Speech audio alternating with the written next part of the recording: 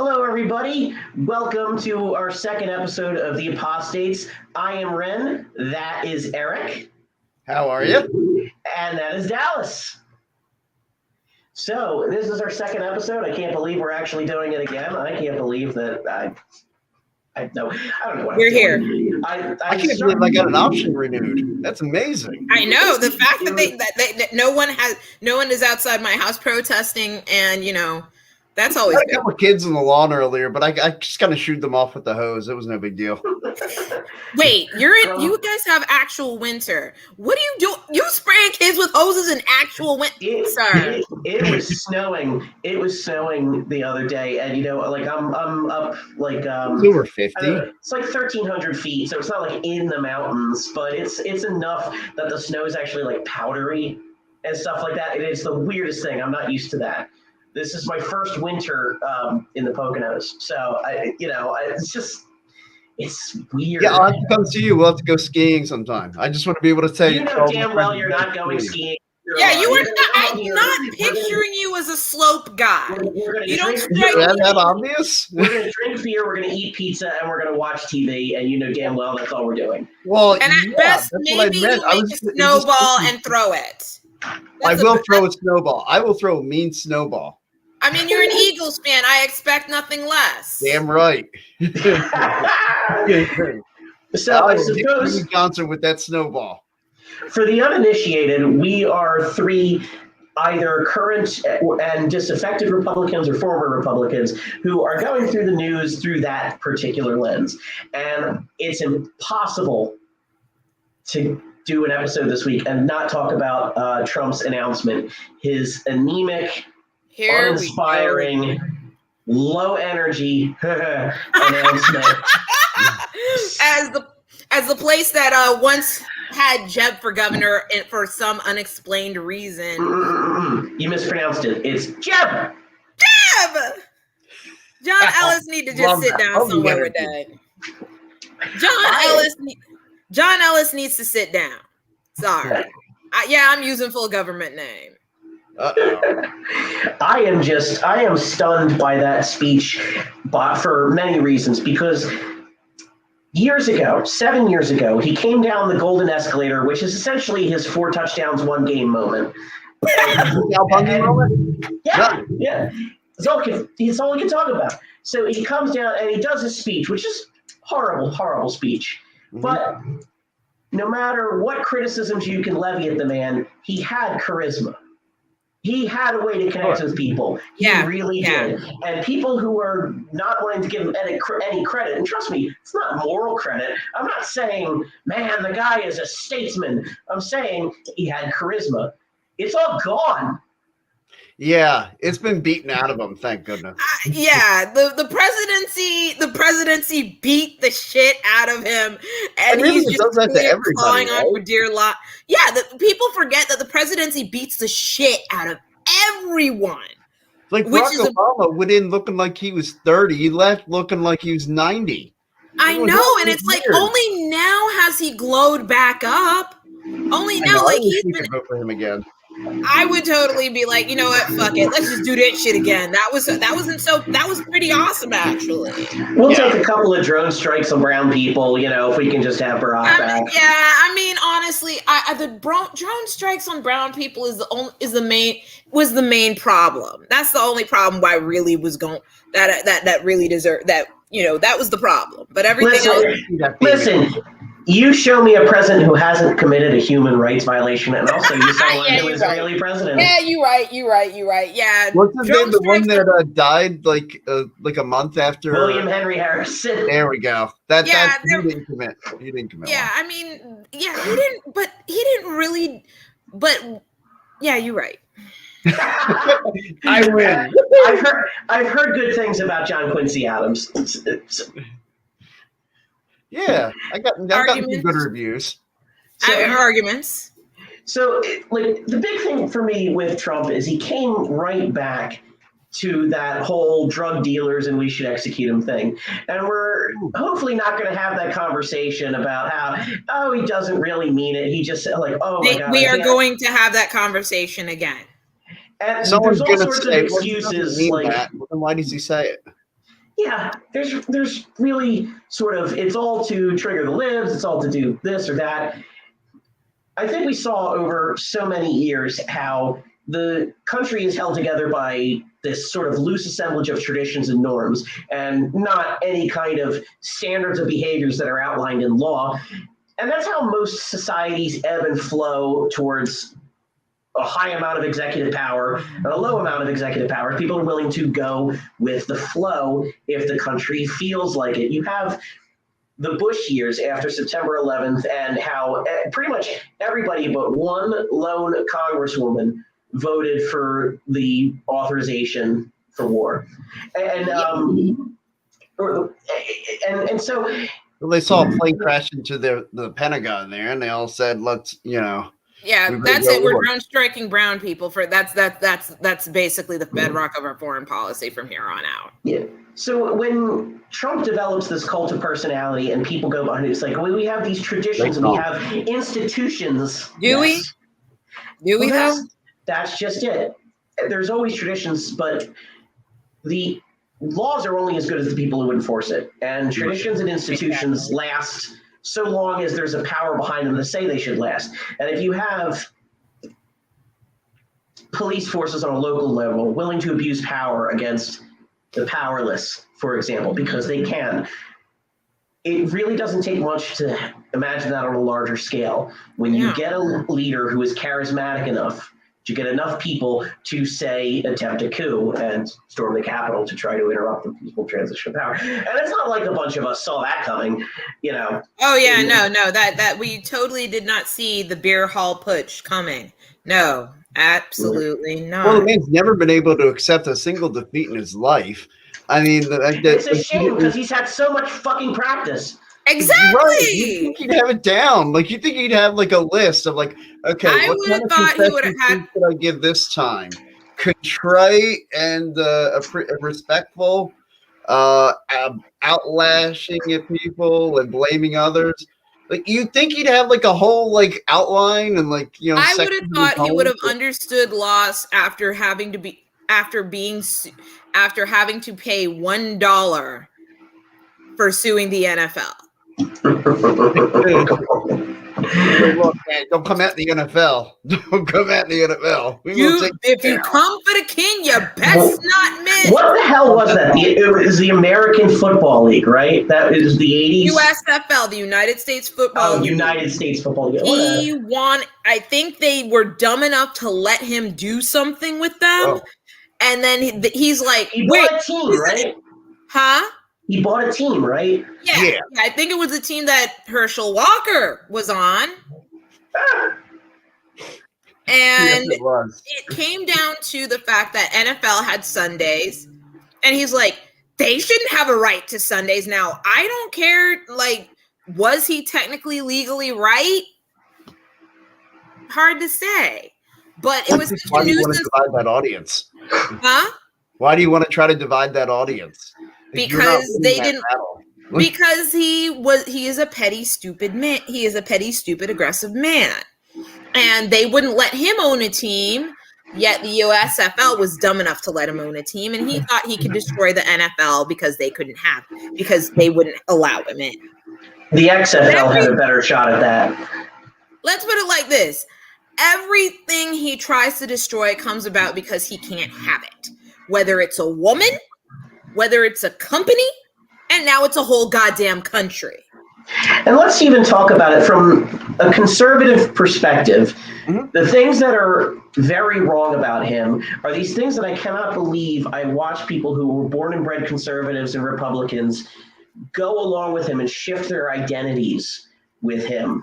The protectionism was... Like, it was just... That's why I've been outcasted by Republicans, because I refuse to support and back and defend a fraud. And that's what he is. He's a fraud of a Republican. He's not a real one. I'm just still on the fact of, how do you fuck up a casino in Atlantic City? How? Tell me how. Somehow he did it. Because he's terrible at business. I mean, there's Look, just I'm not great at business. I have a feeling, though, if you gave me a casino in Atlantic City and said, hey, Eric, run this casino, I guarantee you, it may not make a ton of money, but I will not run it into the ground. Well, it'll survive. The argument you hear usually is like, if you're so smart, let's see, you run a business. I'm like, if I had the money he was born with and gifted, I could. Money begets more money. Yeah, money gets you access, and I'm sorry. I keep thinking about the fact that somebody actually crunched the numbers and figured out, you know who's better at business than Donald Trump? Paris Hilton.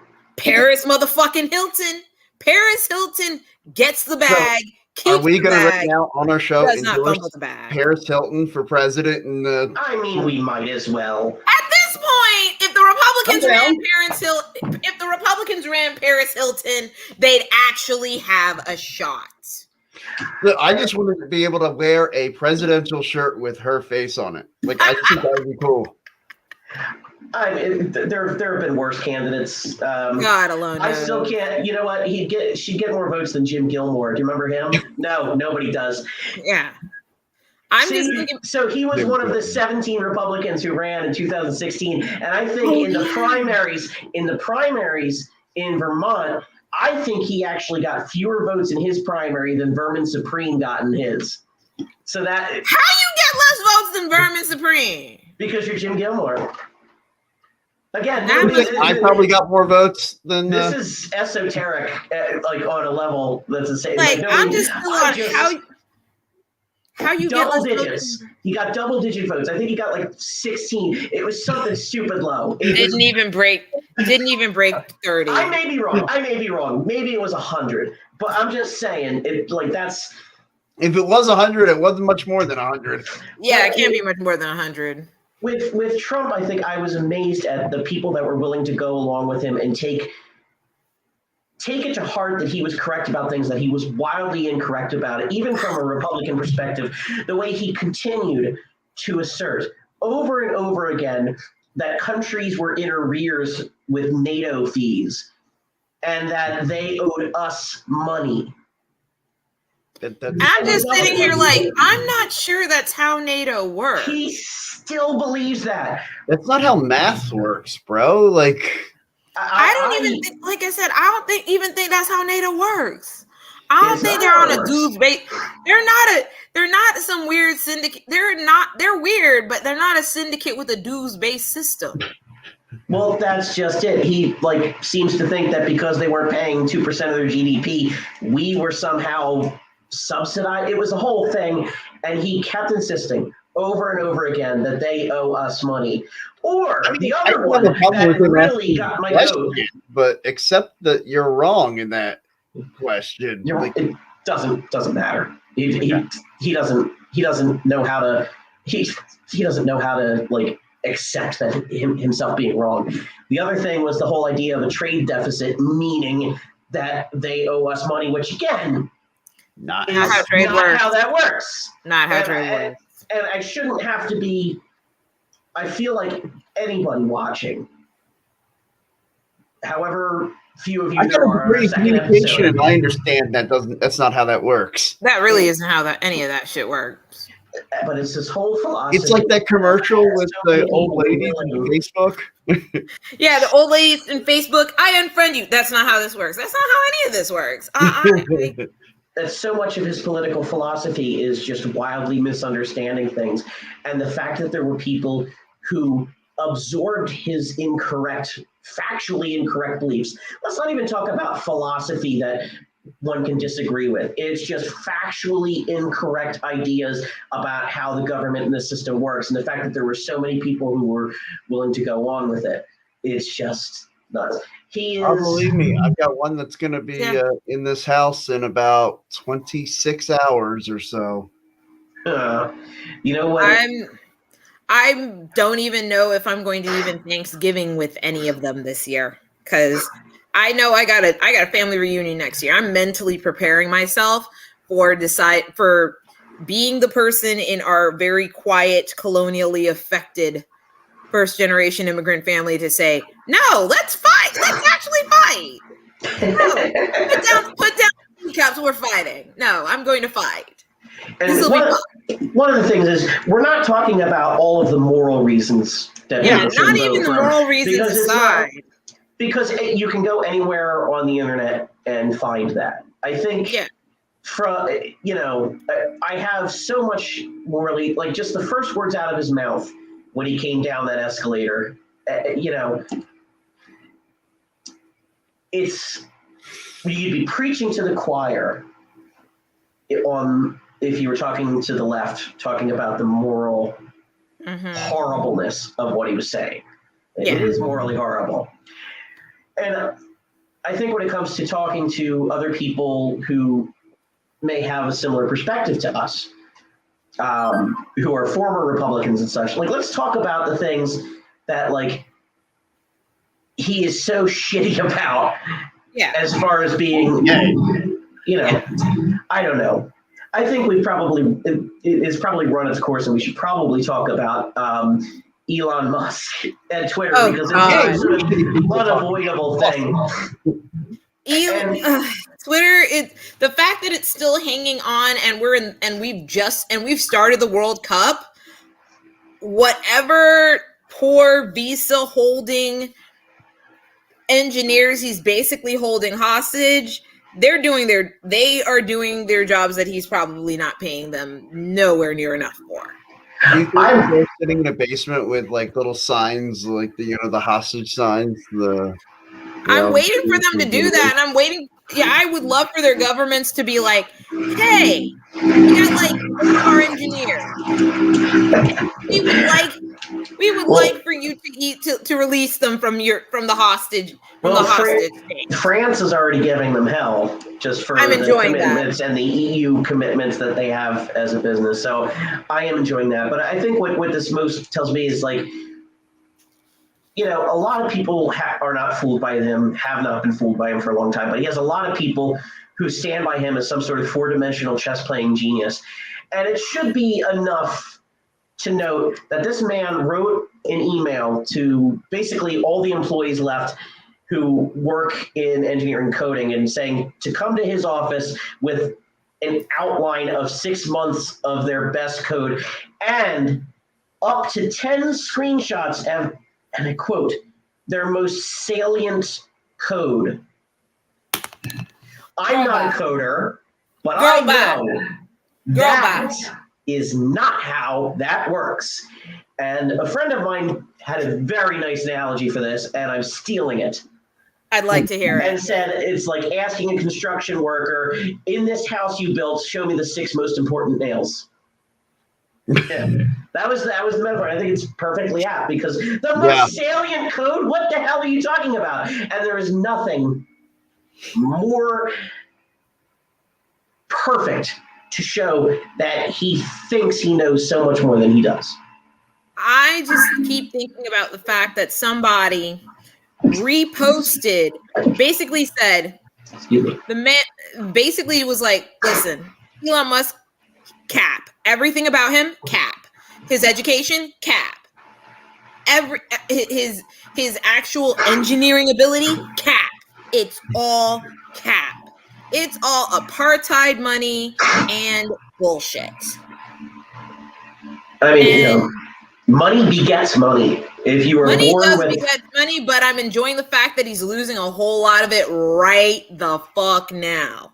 Tesla stock is tanking, and finding out that one of the people that helped him buy Twitter was linked up with FTX is making this even more hot, buttery mess. I cannot wait for the movie. The movie is going to be amazing. Ah, man, is it going to be another Big Short? Because it feels like that's the only way to do a movie about this sort of thing. Yeah, I'm gonna need them to get Jamie Collins, the young lady who played Pinhead in the new Hellraiser, to be Margot Robbie in the tub. That's it. I want a trans woman in a tub, drinking wine, explaining how this all went to hell. That's it. That'd be so awesome. Huh? So, opening night, we're all going, right? Yeah. Oh no, we are totally going. I will fly in for this shit.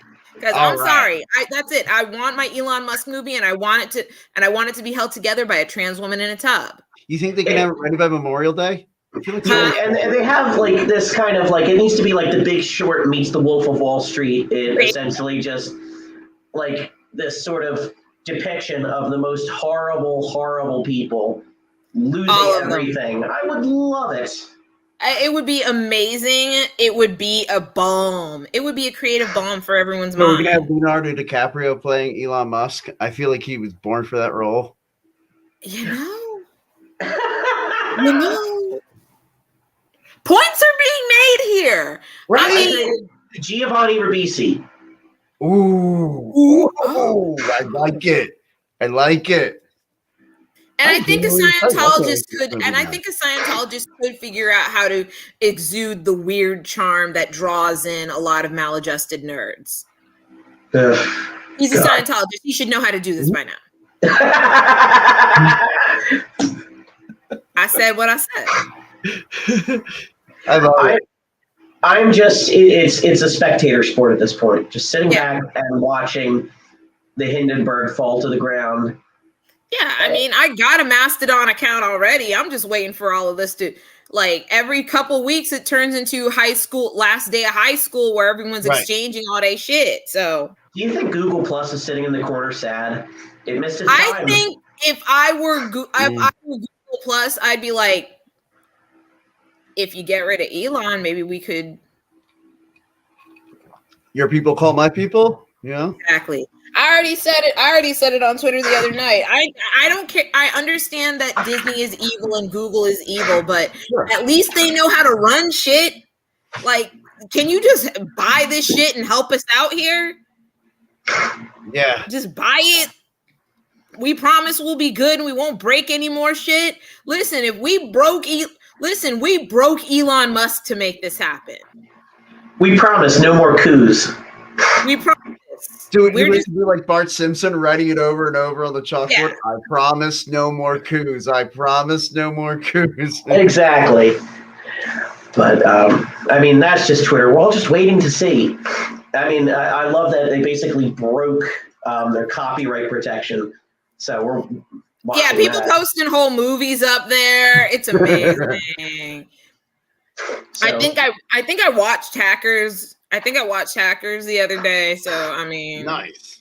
Yeah, they're like, mods are sleep post Hackers. So, Dallas, I want to get your take on this. Let's move now to your stomping grounds and talk about Hell World. The Proud Boys.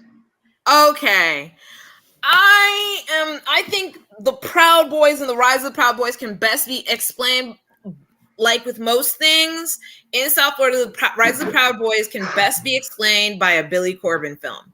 Please, before any discussion of the Proud Boys, please watch 527 Votes. Mans knows what he's talking about. This is gonna sound like a butterfly flaps its wings hurricane kind of thing. If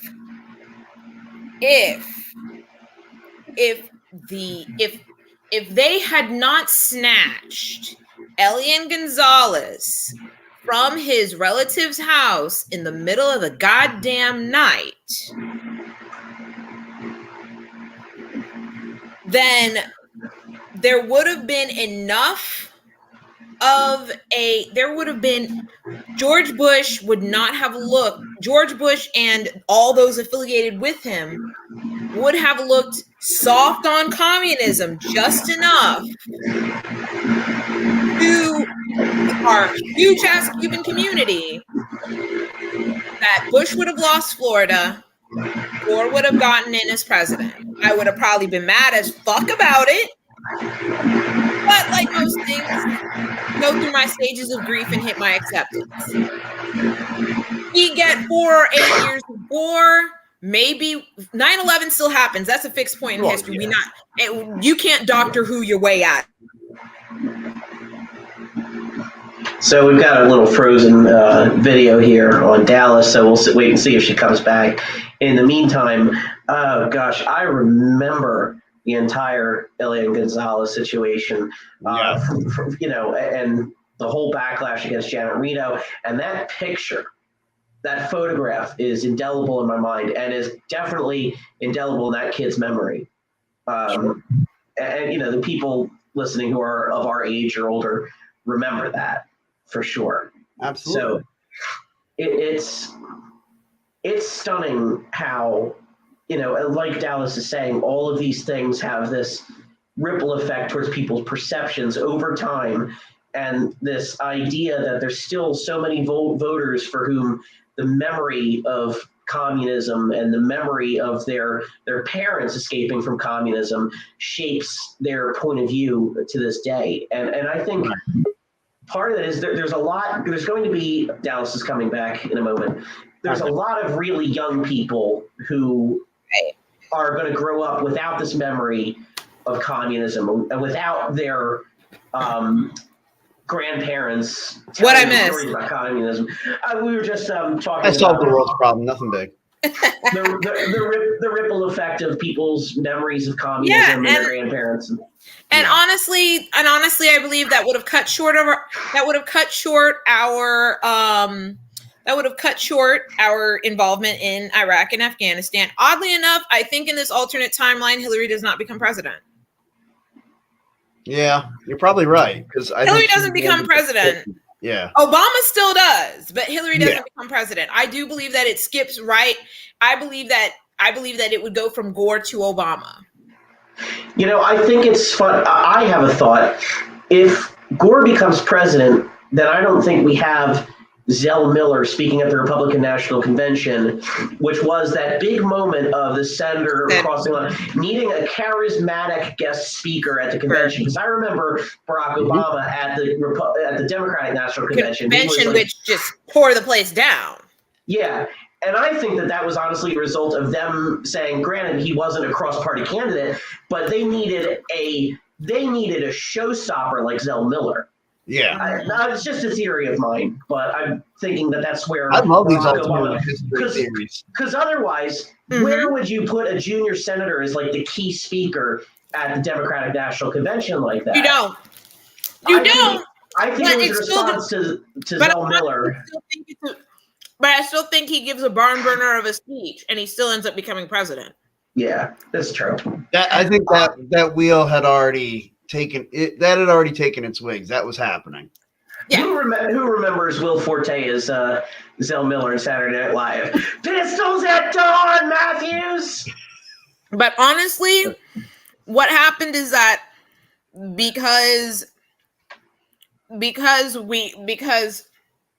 hadn't had an 8-year term, the Republicans hadn't had an 8-year term.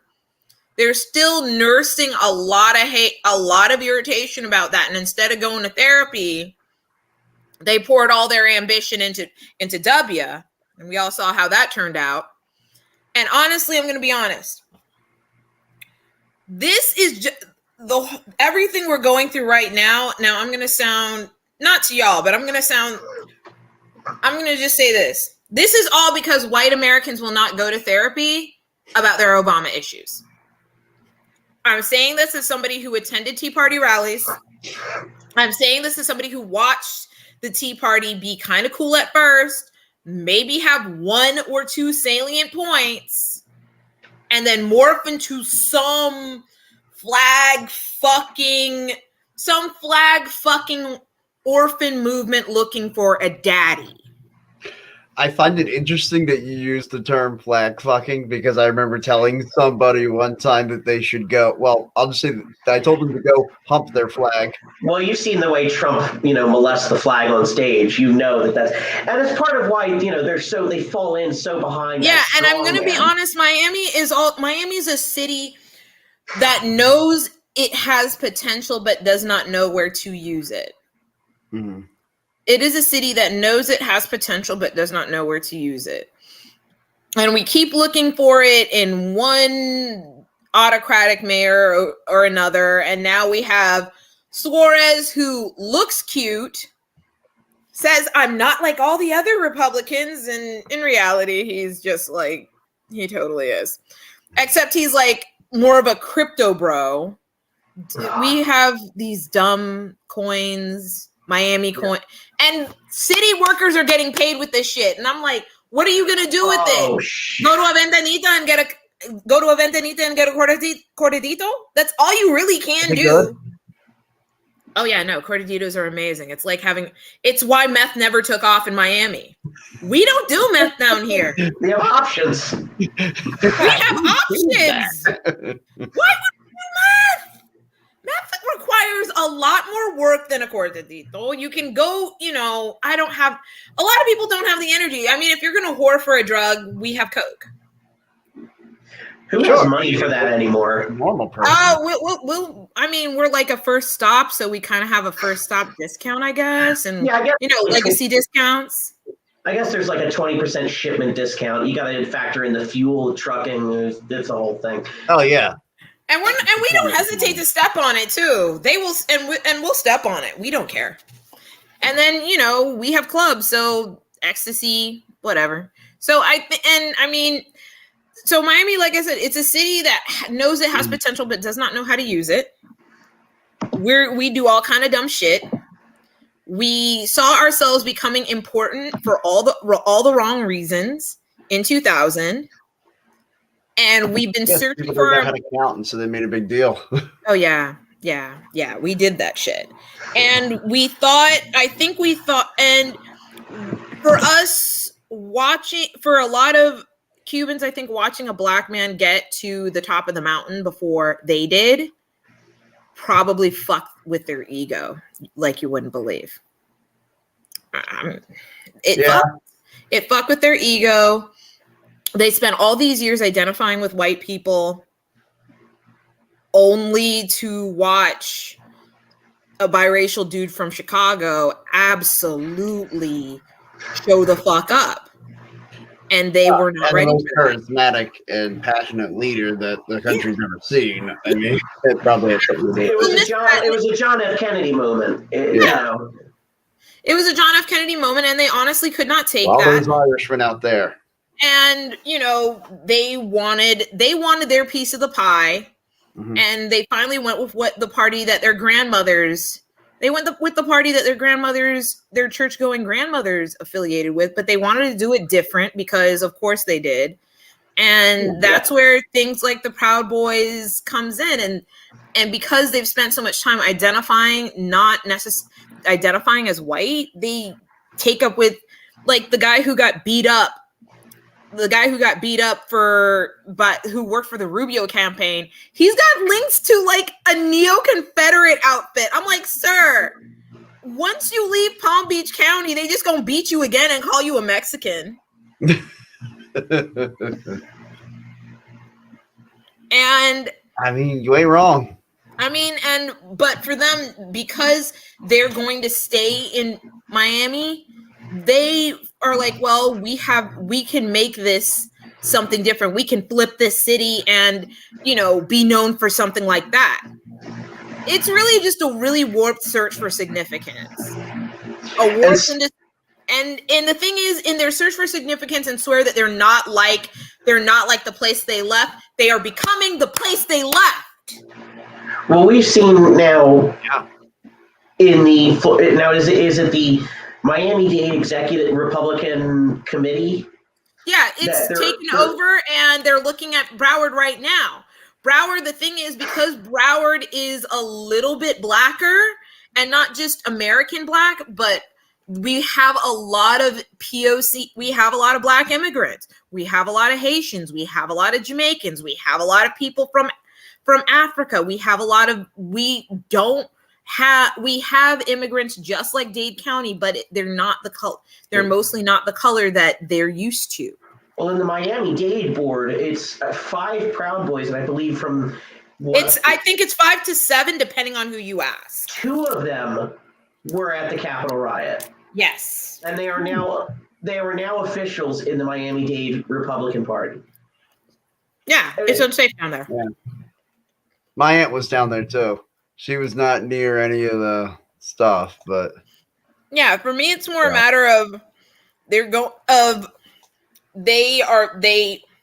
and then you've got people like Roger Stone. He says, "Oh, I have nothing to do with the Proud Boys." That's a damn lie. I think he's lying about that. Roger Stone lie.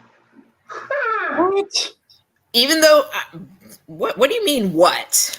Man still got a house down here in one form or another. Wherever the closest swingers convention is. And we got what? Like Miami Velvet ain't letting him in. That much I know. I've heard many unsavory stories about him, and nothing wrong with being a swinger or anything like that. Just his behavior in that his individual behavior in that. Yeah. I want to be clear. I'm not shaming somebody for but I mean honestly, shaming him for being him. Yeah. Yeah, and honestly, I'm gonna be honest. A lot of these scenes, because it costs so much money to participate, there's a lot of Republicans in that scene too. Because it costs a lot of money to participate. They can fetishize Black people without actually liking them. And, it's really, it ends up being about how much money you have and how much influence you have in the outside world, even though none of that shit's supposed to matter when you get in them doors.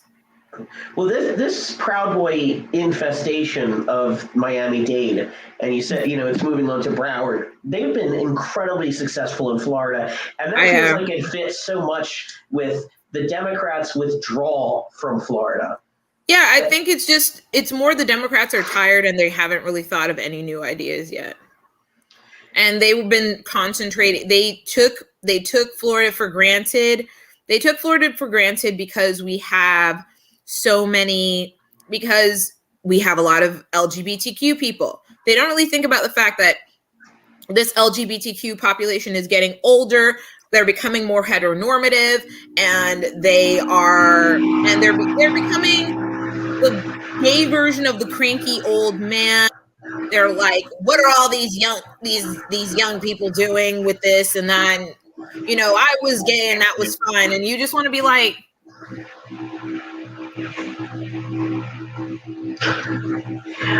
I want to actually take that point and discuss something really serious. We didn't talk about it at the beginning of the show because I do not want to lead with the story, but we do have to talk about the shooting at Club Q in Colorado Springs.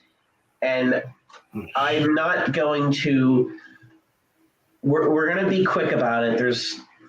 We're not going to discuss it with any sort of, it's hard to talk about when people like Tucker Carlson, Lauren Boebert, Matt Walsh, people who have, and I know there may be people who don't know, who Matt Walsh is and things like that, but he's got a large following. And Chaya Raichik, who is the Lives of TikTok creator, they have large followings. And one of the things they do is constantly talk about how LGBTQ people who in any way tangentially are near children or in a position like such as a teacher or a librarian, they refer to them as groomers, which is not even code. It is calling them pedophiles.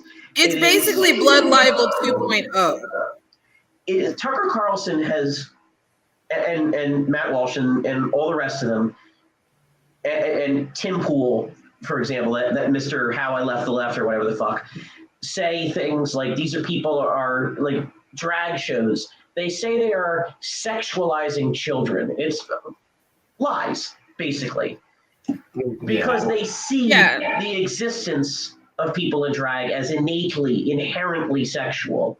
Which tells me a lot of how they view femininity. Like, not everything is done for your sexuality. Yeah. I mean, that tells me that things like, I'm going to get into trouble here, things like purity culture, the way the church has boxed and suppressed sexuality has led them to their own, how they're expressing it to external groups, to me is a major warning of how they do things internally. They know the call is coming from inside the house. We have watched the Catholic Church. Southern Baptist Convention. And I grew up Southern Baptist. I grew up Southern Baptist. And the Boy Scouts of America. And what's interesting too is this all this Boy Scouts of America thing was happening throughout its entire history, with their whole ban on having gay people actually be there. You know, it's this idea that they can't accept that they believe that, you know, straight people, there's nothing sexual about it since that's just the default in their mind. But because someone is gay, their existence is naturally sexual. And I think what it is this is the diabolically genius part of marginalization. If you do not meet people who share your identity at the time you realize it. Mm-hmm. Because every time it's like, oh, they're exposing themselves to children. Children don't know. I'm like, when did you know you were straight? When did you have your first crush? And then they're like, it's not the same. Is it though? It is the same. Well, exactly. It also betrays their belief that kids will not grow up to be gay naturally. I should say it's because the assumption with this idea that they need to keep people who even have evidence that they might have a same-sex partner out of their classroom, like a photo on their desk, or just mentioning, husband, whatever, or just having the parent. Just the idea might make kids curious about being gay, and they might become gay. That kid is going to be gay if they're gay. They're not going to be if they're not going to be. It's just going to happen. Or not happen. Right. It has nothing to do with it. It's so silly when they talk about, like, when some people try to illustrate it being a choice. If it was a choice, no one would choose that. You see the torture those poor kids got to go through, and everybody else, like every homosexual that has to go through this crap they have to go through. Who would choose that? Have you met men? Have you met straight men? Cishet men? Think I choose that shit? I am a straight man. Why the hell? Like, I don't know why anyone wants to go to bed with me, but hey, but I wondered if anyone ever would, but not. I mean, but it's basically they use this lie. They've already framed the discussion as these people are predators. They are pedophiles. That is the discussion they have framed, and right, because there's they've never done been a straight this, Republican that's been a pedophile. They know that this is inspiring what were bomb threats at 2 children's hospitals that provided, gender affirming care, as in hormones, as in not giving minors bottom surgery or things like that. Forgetting about the fact that even if you have someone who's under the age of 18 that gets top surgery, for example, they've been in treatment for years. Forgetting about the fact that they like to say that hormone therapy causes irreparable damage, which it doesn't. Forgetting about the fact that that's just all lies. These are inspiring bomb threats. And then they inspire the vandalism of these places holding drag shows. People throwing bricks through gay bars' windows, or throwing a Molotov cocktail into a donut shop. And now 5 murders. 5 people. At a gay club. 5 people. And 18 further injured. And this could have been worse than Pulse if there hadn't been those 2 people who stopped this. Yeah. 2 unarmed people. Rather than 400 cops that did more than 400 cops at Uvalde.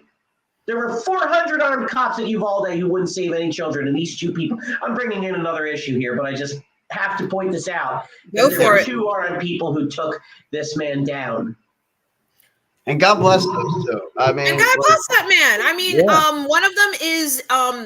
one of them owns a brewery. I think I have the name. The brewery got merch, if it matters. I was gonna say, I want to kind of order a beer from that brewery. Basically just because I enjoy beer, but like, it was the man, but it's the wife that's the main brewer. This is one of the few Latina brewers. Let me see if I can find the name and I'll spell it out for you. But they have merch. So I'm just out here like, they got merch, fam. They have merch, and I have a feeling I will not be shocked if all of it if it's sold out. Yeah, good on them. That I mean, like they have this cool sweater that I'm looking at that I'm like, I might need this. Yeah, you should post that link on our group chat. That is going to be, that is Apostates Beer Company. Okay. Nice. I will put that in the show notes after the fact if you give me the link, and I'll add that to the show notes on YouTube after the fact. In the meanwhile, I misspelled that. They wouldn't have known. You could have just pretended you got it right. Nobody would have known. What are you talking about? I got it right. You guys got it wrong. Weirdo. Right. So yeah, and they have this cool Mexican sweater that I'm looking at. I'm like, I own like 1,000 sweaters. I'm like, but what's one more? Look, you always need one more. You should see my closet. I'm stocked full of hoodies. Of course, I also live in Philadelphia. Yeah, exactly. Here. Yeah, So basically, it's like, I mean, I've seen your senator-elect, sir. Yeah. He's the man. I want to sit and have a beer with that guy. I mean, it's the George Bush rule, right? Yeah. Oh God. No, it really is. The thing is, the George Bush rule Trump would fail the George Bush rule, not just because he doesn't drink, but you can't have a beer with this man. He doesn't want to spend time with you. This is not a man you want to talk to. So I'd rather have a beer with Romney than have a beer with that guy. Well, and I always said I get it. The candidate that wins is usually the one that you'd rather have a beer with, like George Bush. I just like the idea that you're more likely to be able to get Romney to drink beer than Trump. And it's also the fact that it makes me realize that there's a lot of angry, hurt people in this country, and instead of going to therapy, they do things like subscribe to Chaya Raichik's channel and rage at some poor genderqueer teacher in bumfuck Missouri who's just trying to teach kids colors and decide to be creative with it. That's the thing that is. She is a hurt woman. I do not know who hurt her, but this woman is hurting, and hurt people hurt people. She's dangerous in the way that Alex Jones is dangerous. Thank God that Alex Jones didn't lead to any of those parents getting killed. But Chaya Raichik and all of these Tucker Carlsons, Matt Walsh, have led to these 5 people dying. And that's the thing, because they know this would happen. They know that this and as someone queer who does occasionally still go out to the clubs, I am telling you now, if somebody is dumb enough to kill me, you may take my corpse. I don't care in what state it's in. You can take my corpse and dump it on their doorstep and say, look, you did this. It won't have any effect on them. I know. The one thing they're great at is deflecting after their aggrievement gets someone killed. I mean, look at Lauren Boebert posting her thoughts and prayers, which... Oh, yeah. I mean, I never seen somebody get dragged so thoroughly without an actual horse being involved. She was dragged. He was one of the people leading this whole thing of calling queer people groomers. And they all know that this leads to people getting hurt because we saw it with George Tiller. And we saw it with the guy, thankfully no one was killed, who brought his weapon and fired shots at Comet Ping Pong because he thought that there were children being... in the basement. Yeah. Even though there was no basement. You constantly harp on the fact that there are pedophiles, and make no mistake, they're calling them pedophiles. They keep saying groomers, they're calling them pedophiles because that's what a groomer is. And it's you constantly say that children are in danger. Someone's going to try to save the children because they think the children need to be saved, and this is what happened. And the blood is on their hands. And the thing is, we all know that in their case, the call is coming from inside the house. We are I don't know on what volume Daily Kos is on as far as Republicans arrested for assault against children. I think they're on either volume 50 or 60. Like they have they could have published a multi-volume coffee table book. And they are silent. And I always make the effort, and I always make the effort to point it out, not as much to move them themselves, but to move the person who's silently observing and going, wait, if this is what's going on in the Republican Party, why the fuck are they so fucking worried about these people? Not picture Jim Jordan or Matt Gaetz or Dennis Hastert or Larry Craig. Oh, I'm sorry, Larry Craig. You know what? I'm mixing my people. Larry Craig was not a pedophile. He was. My apologies to Larry. He was just he was just a closet case. I mean, so I mix up my names. I was thinking of. Never mind. It's. I feel bad. I didn't intend to. That was a mistake. Yeah. Don't let Larry Craig catch any strays here. That man did not do anything illegal. Just hilariously wrong. Just hilariously stupid. So that's basically it. It's hard. Hilariously stupid.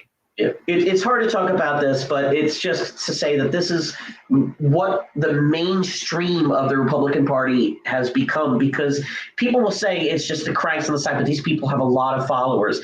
It's people like when you look at the audience size, and I realize the overlap is like pretty much a circle, but the size of the audience of people like Steven Crowder and Matt Walsh and Ben Shapiro and the people who follow Lauren Boebert and the people who did I say Boebert? Is it Boebert or just I don't even know. But, you know what? Does she deserve to have her last name pronounced properly?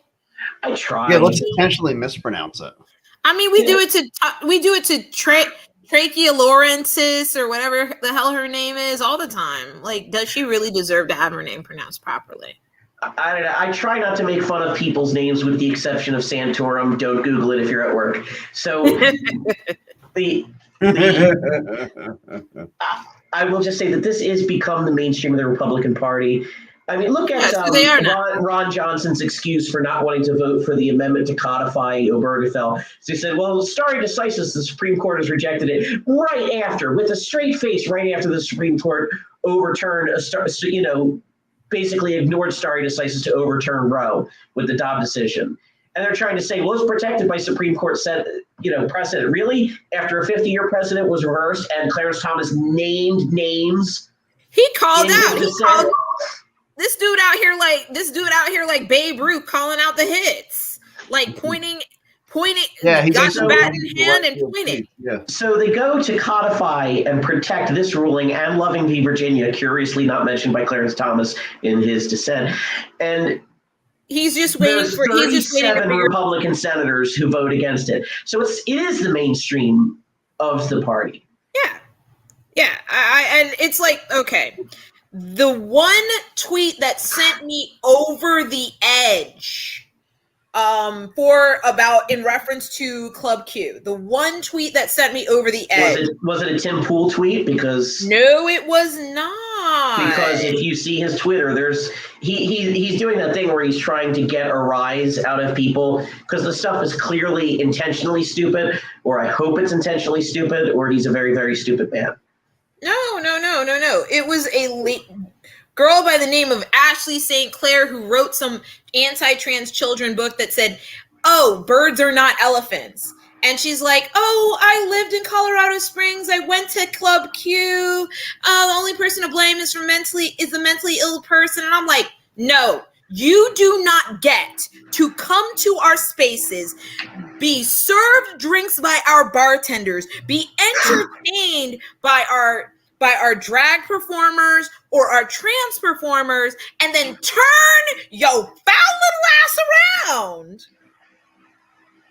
to shit on us and not be called on it. You don't get to do that. We are not here for your entertainment. We are not here for your shield. Do not think of our gay men as your purse dogs. We are not your purse dogs. We are not your snap-fingered, sassy best friends. We have our own lives that you are trying to fuck up. Yeah, right. We do not have time for this. And we are trying to be nice because we know that if we decide to take off our heels and beat you with them, we will get killed. I mean, even the one person who subdued, one of the people who subdued the, and it looks like Dallas froze, but one of the people who subdued the shooter ended up cuffed in the back of the police car for a little bit of time. Don't know, how it's this whole situation, this whole event was predictable. We easily saw it coming based on the invective coming from social media influencers. And that's why I talk about it. I think, people want to wonder why I would talk about this or that YouTuber or person on the Daily Wire. And it's because a lot of people listen to them. They do. Yeah. I literally unfriended a woman over Matt Walsh. She was white, evangelical. She was very much nice on the surface, but she fucking loved her some Matt Walsh. And I'm like, this man is loveless. As a Christian, this man is loveless. He is not. This is a man that God gets to somebody despite Matt Walsh. Not because of Matt Walsh, despite Matt Walsh. Matt Walsh is something God has to go past in order to get somebody. And eventually I just said, I realized I'm no longer gonna spread my pearls out in this soil. You can go now. Because I don't want to end the show on this subject. We're going to move on to two quick things. And the first is that the Federal Reserve is gearing up to raise the interest rates another 75 basis points, which I want to express that I believe that the first two times they did it were absolutely necessary. You won't get an argument from me. It needed to be done because inflation was high. But a key thing, and I hate to say and look like a novice, but doing podcasts this way is new to me, and I didn't know how to bring up the article. But there's an article in the Wall Street Journal about the rate of inflation. We haven't seen this, the rate of the rate increases. And we haven't seen this acceleration since 1981. But the key thing is how much more and how much further they're willing to go after we've already seen that inflation has slowed. Clearly, inflation is not gone as a problem.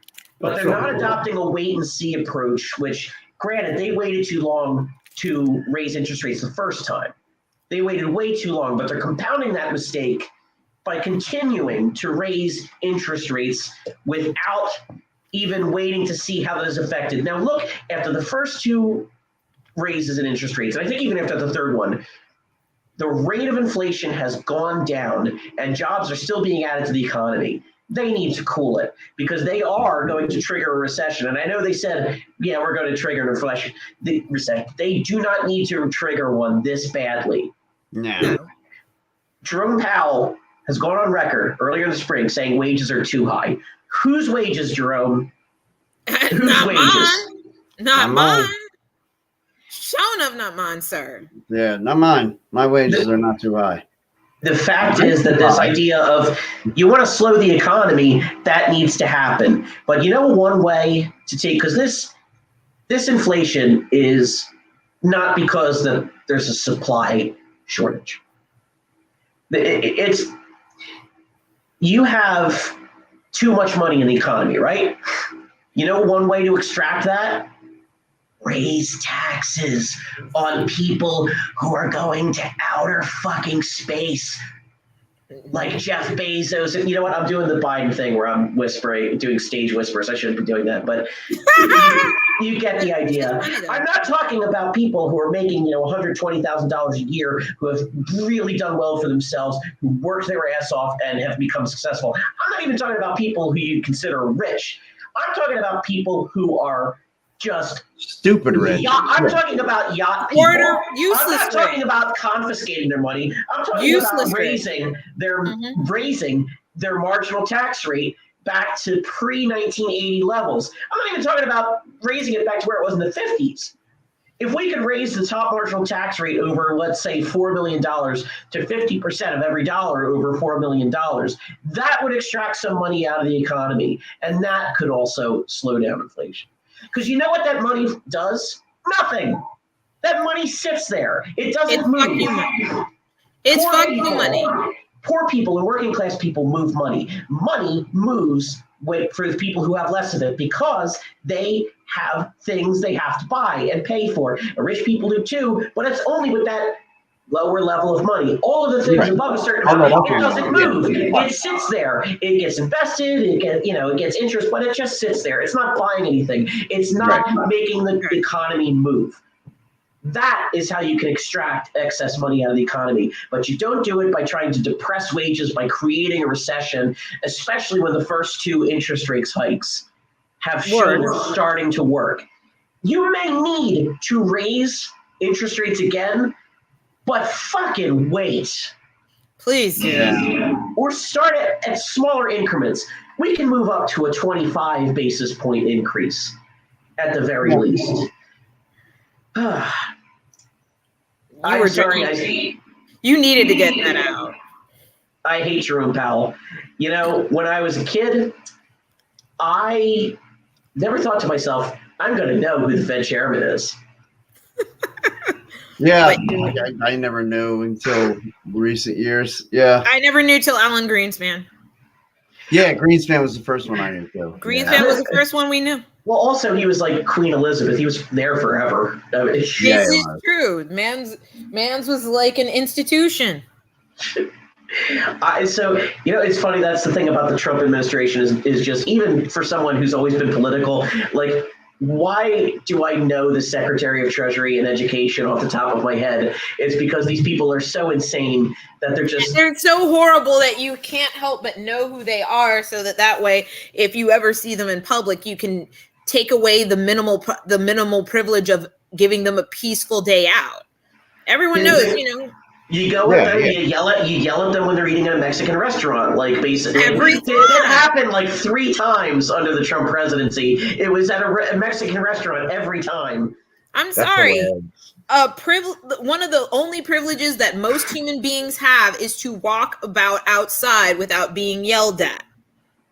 I honestly think this is the one privilege you can take, that you should be allowed to take away. I think I'm with that. Yeah. I'm sorry. It's one of the few privileges that almost every human being can access. It's not a huge privilege, but it's a nice one. Sure. I mean, I enjoy getting to walk to my mailbox and not get yelled at or ridiculed. Exactly. No, everyone likes the idea of walking to their mailbox, walking to the corner store, and not being yelled at. Honestly, I think it would go a long way if somebody decided to play, like they played go-go music outside of Mitch McConnell's house. Honestly, if we played go-go music with lyrics reminding Amy Coney Barrett and her children that she's only here to be a hand puppet for the Federalist Society, something reminding her that she's a meat puppet for the Federalist Society, and every time she goes to her mailbox. Let's not overcomplicate things. Yakety sax. It works. This is true. So the next thing, it'll be very quick. I want to talk about this tiny little story. It really doesn't implicate much. It's not of great importance. But Chuck Grassley filed the paperwork to run in he filed paperwork to run again in 2028. This man will be 95 at the end of the term he just won, which means that if he's alive through all of it and he wins that next election he just filed for, he will serve through the age of 101 years old. No.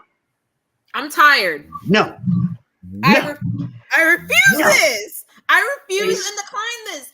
Chuck Grassley is so old he farts dust. Can we not do this? He really does remember the Alamo. I mean, like, yeah. Man's probably owns a Rolodex. He probably does do this. Gave up gambling after owner's number. I mean, like, Yeah. I just think we've got a president who just turned 80. Dianne Feinstein doesn't know where she is at any time. She's 89. Chuck Grassley is 89. No one wants to have that conversation, apparently. Steny Hoyer and Nancy Pelosi and all of the, so many people are octogenarians. We have people from the silent generation who were in leadership. And then you look at other countries. I admit it. I follow half the parliament. I follow at least a good chunk of the parliament of the Ukraine. All of them are our age. They are all our age, and they look good. And I admit it, they're all our age. And when they take up a gun, instead of it absolutely terrifying me, they're doing it away from children, and they're doing it for a reason.